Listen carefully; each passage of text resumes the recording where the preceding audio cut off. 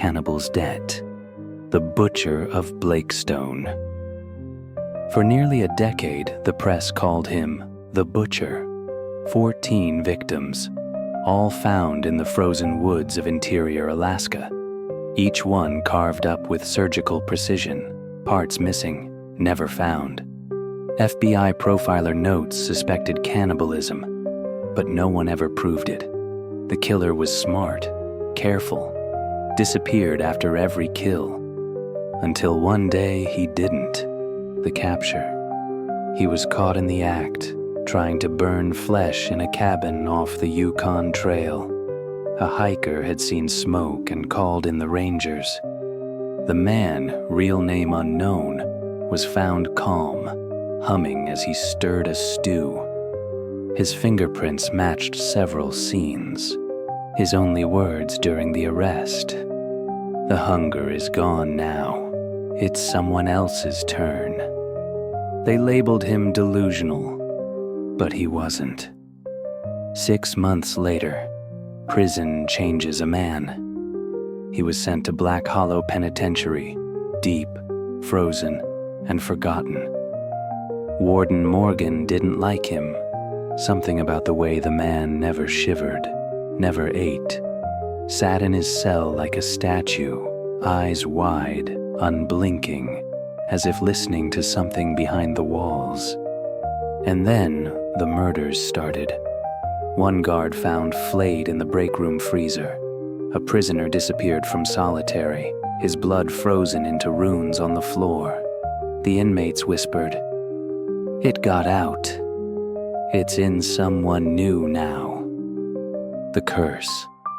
The prison chaplain, Father Emery, took interest in the killer's mutterings. He recorded one of his monologues. "I ate a man in the mountains. He wore beads and spoke in tongues. Dying, he cursed me, said his hunger would be mine, said I'd pass it on only by feeding it to another. I laughed. I don't laugh anymore." The chaplain played it for the warden. The tape ended with a voice that wasn't the killer's. "Hunger lives. Flesh is debt. Pay it forward." The new host. Inmate Jace Lauren had been in for 5 years, armed robbery, no history of violence beyond his charges. But something changed. After being assigned to food service in the prison kitchen, he started sleepwalking, talking to himself. He asked for colder temperatures in his cell. He stopped eating. Then he began cooking. When a guard went missing, they found Jace in the walk-in freezer, smiling, chewing. The hunger spreads. Jace confessed, but not to murder, to hunger. "It won't leave me alone unless I eat, and even then, it's not full, not ever. I hear it, I feel it, I dream of bone." He claimed it was passed to him when the butcher touched his hand during food line. The butcher, dead, hanged himself in his cell a week earlier. No note, just one phrase carved into his chest. Your turn. Final days at Black Hollow. The killings increased.